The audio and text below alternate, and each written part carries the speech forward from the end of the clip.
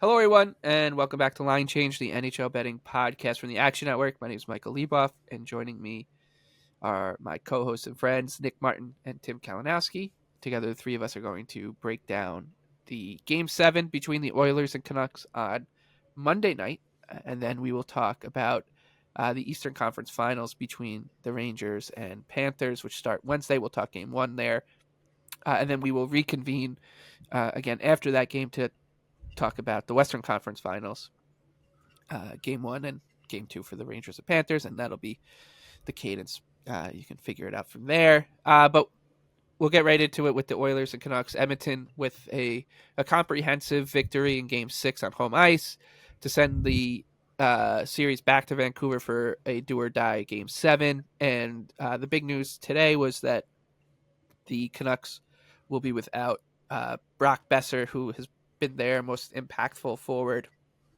I think, in this series, the playoffs, and for large portions of the season as well, for Game 7 due to blood clotting issues. So just a brutal break for the Canucks and Besser. But it does seem like the line has reacted a bit too much here. We were looking at like minus 140s around the market before the injury news. As we record, it's minus 156 on the Oilers on the road. Canucks coming back plus 130. The total here is 5.5. Nick, how are you seeing this one? I think if I was someone who was interested in betting the Canucks already in this game, I would really like how much the numbers moved. That's why I'm looking at it. I think going from minus 140 to minus 160 just because of Besser is quite a little bit of an overreaction. I think Besser's been great. I don't think he's their most important forward. I think JT Miller's been their most consistent driver and their most important guy. And even then, I'd say this is probably a bit of an overreaction. Like, this is what I think you should see, maybe a little more if the Oilers lost one of their big guns. But the Canucks aren't the ones who are relying on a couple guys doing everything. They're the ones who have the depth and more pieces to plug and play. The line of Swedes is looking better. So I think you can see the ways that they can step up and help fill the loss. I was already kind of leaning with the Oilers. So that's the thing, is I now just am kind of at a place where I'm just like, I think there's nothing. Same kind of thing with the under too. I don't hate the under, but I mean, that's also a huge reaction when we're talking about like how much this has moved strictly because it's Game 7. When we see a 5.5 in a series where we've seen 6.5 the entire way, that's also a pretty big compensation towards the one play that I think looked pretty damn appealing. So that kind of sucks. I think that's taking probably the Game 7 narrative a touch far. Like, I wouldn't hate if you want to play it, but I mean, Seelov still looked pretty middling in Game 6, right? I think it probably almost could have been worse. There were some pretty ugly ones and sequences. And then also, I think the Canucks are going to find a way to get a little bit more Skinner's way than they did in Game 6, where he was sharp when he was called upon, but he really didn't have to do much. So that obviously decreases the chances of giving up a soft goal too, and you only have to handle 15 shots. Yeah, so it is a tough one. I think the best play was the under. I think that it's obviously gotten pounded. I think the one handicapping point to like send home with this is for all the Game 6 and 7s. We've been big on these. They've been big, they've been trending so low. I don't think there's any world where you don't just want to bet the under right away, first prices you can get, if that's what you're interested in, and then vice versa. Every single one. It's not even just that they're hitting. The line has moved significantly towards the under. So if there's one kind of actionable take that we can at least, or I can, give out on this game, it's that, because I think that, that would have obviously been my clear take if we got this out a touch earlier. Yeah, that's totally the story. That's why they invented the Action app, right?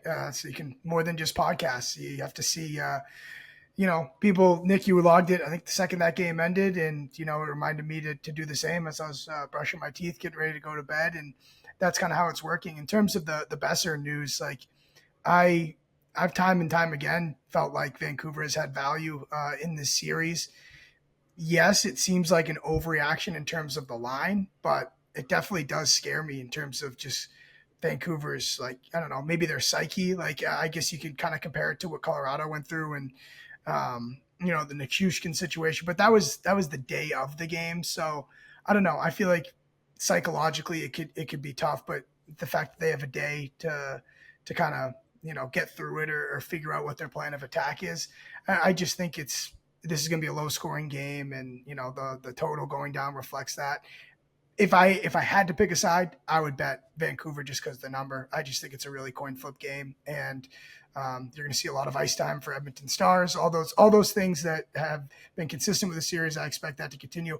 I would also maybe consider like a Vancouver shots under, or meaning an Edmonton goalie saves under, just because of obviously Vancouver. When it's bad for them, it's minimal volume. So if you really were itching for a player prop, that's an interesting route as well. Yeah, that's the thing. I mean, the props suck. And one thing I did pull up for this episode that I think is kind of interesting, because so many people have been, I think expected goals has been a big topic in both series. And I don't think it's the be all end all in handicapping at all. I honestly, personally still rate what I see way over it. But with that said, I did look into all the cup winners dating back to 2007, 2008 in Evolving Hockey's model, and look where they ranked. And in the regular season, they averaged 6.7th place. And there's only been one team dating back 2007, 2008 that won the cup with a below 50% expected goals rating. It was the Hawks, and they were like 49.9. So it is honestly a pretty damn good indicator. The Canucks will obviously be a pretty big outlier with like their 44% or whatever they're rocking this playoffs. And I mean, it's pretty clear that whatever you're doing right, you're probably not going to shoot 17% for that long. So I think that is kind of the knock. That's the one thing that keeps like these prices staying so long. And I know odds makers have models that they spend billions of dollars on, but I do think that's kind of an interesting note, because it feels like there's been so much pushback from people saying like all those numbers are so stupid, but you really couldn't find one thing that's that much more of an effective indicator than that when you're saying, teams are ranking 6.7th on average that are winning the cup for like a 15-year sample. Yeah, but maybe it's enough to go to the conference finals and not win the cup. It's like, yeah. No, and I mean, the Canucks finished high at the end of the year, but that's why I thought it was interesting to pull up the playoff data and just keep in mind that it is pretty effective. And that's obviously a really important note when you talk about the Rangers series too. But who knows? Maybe we're due for one of these teams that doesn't necessarily model out that well to, come through with a win. And sorry, Leboff, before you go, with the under pretty much killed, still first period under. That's still piquing your interest, Mr. 0-0. They're 8-0, I believe. They're 8-0 now. The 0-0 for Game 6 was plus 440 or plus 450. It's plus 380 now. So sure, I mean it's still a fun bet, but I do like a couple things here. And my advice would be, because as we said, like it feels like this game is like a bunch of bees have just swarmed it like locusts to a field and have just taken all the value off of it. But I would just do your best to like map out a script of how you think this thing's going to go. And for me, I think that there may be a little bit of maybe that there's not enough people, or not enough people are going to bet into the narrative that Edmonton is just going to blow them out again, which I think can happen. Mm-hmm. They did just do it a couple nights ago. Like Seelovs could struggle. I'm sure Skinner could struggle too, but I actually think that if you wanted to bet into that narrative, you can. I could see this thing going in that direction. Not all that often, but often enough, it does feel like the Oilers can get there. So I think something like Edmonton to, minus 2.5, Edmonton to win all three periods, building something like that. The other thing I think a lot of people will bet into is that Draisaitl, McDavid will and Hyman will play a ton. So like you can bet into them to go 5+ shots or whatever as well. But that's probably where I'm going to end up. I think I'm going to end up betting like Edmonton to cover like a 3.5 or something, because of, we talk about it a lot with these elimination games. The goalie poll will be early. If Vancouver's down, I do think that there is still some runaway potential. There's much more runaway potential on Edmonton than there is on Vancouver. So I 100%. Think I'll probably just go that way, betting the Oilers to win. I'll my final score, let's say, would be Oilers 6-1, and then bet into how I think that they would get there. So that's something I'm thinking, like kind of bucking the trends of these tight game sevens. Because I mean, we'll talk about the Rangers now. Like there was a Rangers Hurricanes game 7, 2022, and everyone's like, well, this one, it's probably going to go to overtime. It's going to be an under. These are dead under teams, and then the Rangers just blew them out. Like, just because it's a game 7 doesn't mean it has to be tight. So that's probably where I'm going to end up going in one way or another. So that's Oilers Canucks. That's Monday night, and Wednesday night the Eastern Conference Final between the Panthers and Rangers will start. We'll start with the series overall. I do think it's interesting to talk about. The Panthers were like minus 120 when the betting opened for this series. They're now minus 140-ish. Rangers plus 120. So not all that different. I know that the Hurricanes were a bigger favorite in that series, but like the narrative is not going to be that different about this series. It's like, oh, the Rangers are an underdog again and whatever. And the people who believe in the Panthers have pushed back and explained why. And I don't think any of that will matter to anyone on either side of the argument. So, Nick, I don't think there's any value left on the Panthers here. But what are your thoughts on where this market has settled for the Eastern Conference Final? Yeah, I'm right with you. I don't think there's any value with the Panthers to win the series. This was my losing strategy for last series, but it kind of worked out good also, because instead of laying minus 150, I saw game 1 and was like, I think we know how this is going to go. So I think that if you're going to bet the Panthers, bet them to win game 1 at minus 115. Don't bet them to win the series at minus 150. I think that's a better way to play it, even though that was my strategy last series and lost.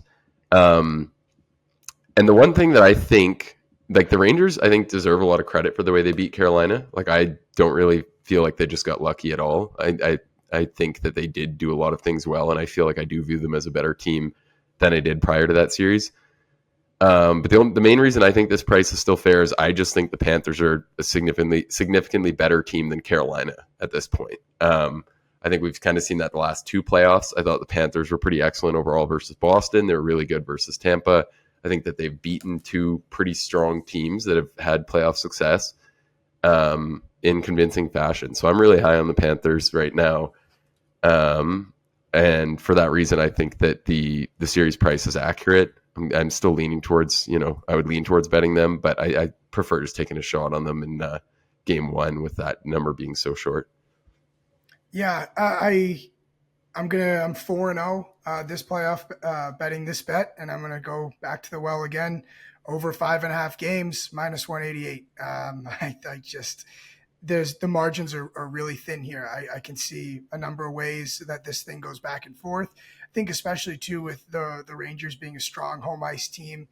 Florida is taking care of business on home ice as well, so I wouldn't be shocked if this thing goes 2-2 and 1-1, and then we're going to play a game 7. So I would say the biggest factor I'm looking at in this series is Florida's kill against New York's power play, because obviously the Rangers were able to feast against Carolina, and I know Carolina got a little bit better as the series went on the kill, but that's something that that's how the Rangers stay in games. That's how they put their foot on the gas and run away from teams. So Florida has to be good on the kill. I expect them to be better on the kill just because I think that they can make necessary adjustments. Boston doesn't pose much of a threat, but they did do well against Tampa Bay's power play, which we obviously know is the best in the league. So that leads me to believe that Florida does have that capability. I think everywhere you look here, goaltending, even that, I would call, almost a coin flip. Like, yeah, Shesterkin is better, I think, but Bobrovsky can get hot and Shesterkin can have games where he's shaky. So every way you cut it for me, this thing's really close. So I'm just going to take the over 5.5 games, and I would lean with Florida game 1 too. But I'm really interested to see where this goes game 1, because that Carolina series told us a lot about how that was going to go. And so I'm wondering if the same vibe happens here in game 1. Yeah, one thing I wanted to ask, and this was a question I heard before the series between the Maple Leafs and Bruins, actually. And the question, I think it was Boomer Gordon on NHL Radio asked the question, what save percentage would you need from Jeremy Swayman for the Bruins to win, and what save percentage you think you would need roughly from Sammy. And I actually think it's a very interesting question here because in my mind, considering the Rangers, like Charlie Lindgren was hung out to dry. He didn't have a chance, right? And he posted an 864. Kochetkov and Anderson were around 878. So the Rangers haven't faced like even slightly below average goaltending yet. And part of that is because they're very gifted clinical scoring team. But to me, like for the Rangers to win, it's probably like 920 for Shesterkin in that area, and then for Bobrovsky, it's probably right around 900. So, like what you're saying, Tim, is true, right? Like Igor's the better goalie, but what goalie needs to be like Right. needs to play to the right level? Like I think they actually probably have the same chance of doing so. Like Shesterkin probably has the same exact chance of playing to a 920 as Bobrovsky has to a 900 against the Rangers. It's like if you just put a spread on it. If you just put a 20-cent spread, and it's like who's going to cover it, like who's relative to their expectation, and that kind of feels like it'll dictate it. But to further your point, it's like if the Rangers are just killer on the power play, like that's how they do it. So you'd expect the Panthers to like be the first team that they'd face to fight back on both like the power play and in the goaltending department. Like, have the Rangers played a game yet in this playoffs where the opposing goalie was good, like actually like really good? And I'm trying to think of one. And I mean, I think some of the Caps ones, but that's just completely different because exactly. they're not even in the same world as Florida. Yeah, I mean, I think Florida is arguably better in every area than Carolina, and then they have Bobrovsky. They're close. They're at least right on par with them everywhere else, and then they have Bobrovsky on top of it, who's a lot more convincing than Anderson. And again, I think the Rangers deserve a lot of credit for what they did. I also think that you could say Anderson's performance in Game 6 would have been the worst Bobrovsky performance probably from the last two playoffs. So, right. On paper, you'd think Bobrovsky should give the Rangers a much tougher challenge, but who knows how it'll actually play out with trying to project goaltending is always tough. Yeah, and if you look at just the way Florida took care of Boston, like I know we're just playing like ifs or buts here, but you could almost give Florida a mulligan for that Game 1 because of Boston doing the Game 7 to Game 1 type thing, and again those trends were strong. So like looking back, I'm like, wow, Florida definitely was the better team, but I wish they were a little more dominant. But in terms of like the series, the way it ended going to 6, but again, that Game 1, like it depends on how much you value what you saw there. So, cause I was like, just, Boston full on riding the wave of the adrenaline. So, I don't know. It's just, again, I think we'll learn a lot from Game 1 and how opportunistic can the Rangers continue to be. And that might be good enough against Florida. Like it still could be very much so. Because we know the Bruins weren't. Like they probably were 0 for 10 on breakaways. Is Kreider and Trocheck and Lafreniere and Panarin going 0 for 10 on breakaways? I don't think so. No, probably not. So, all right, that's kind of our big picture thoughts. Nick, you sort of alluded to it for Game 1. It's a pick 'em, and the total is sitting right now at a juiced 5.5 to the under. So is it just Panthers for you? For Game 1? For Game 1, I same kind of thing as last series. I'll see if the Rangers can prove me wrong again. Yeah, and I actually think that there's probably value on the over here for Game 1. I think with the I was gonna say I was waiting for someone to validate it. Yeah, it's the frustrating thing. Like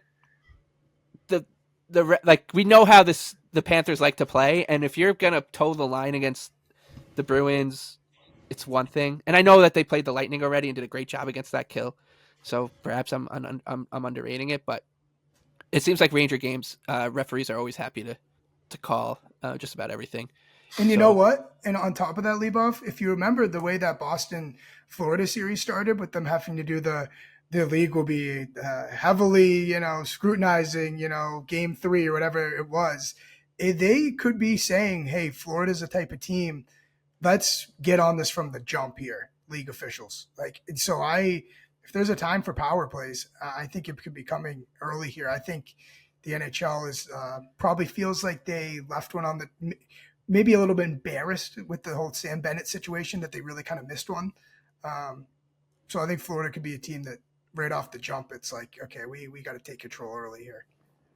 Yeah, and they took a lot of I'd be careful making any kind of assumptions about the player safety department, though, Tim. I knew, I saw you stop leaning back, and I knew exactly. Well, because I was just thinking, like, last year we saw Bennett do something arguably worse, and I think if they were gonna, be like, hey, this guy's kind of just out here trying to hurt some people, I feel like they had the time. I don't know. It gets the Rangers to be down to how you view like what he did as being intentional. I think a lot of people feel like it probably was. I view it as the way it went down in terms of like this angle comes out like 2 days later or whatever, and it's like kind of a black eye on that part's so insane. Not to get hung up on this. I just think that like that like again, like let's just, hey guys, let's not have this situation again. Let's call stuff on the ice. We know it's Florida. We know the type of team they are. It's also, and it's game one. It's game one. one. No, and to go back to the more important point, I do think it's the over or nothing. I'm right with you, Mike. Like, I think this will be another one of those series where by the end of the series, there'll be good betting on the unders. But at the start, 5.5 could prove to be a touch low.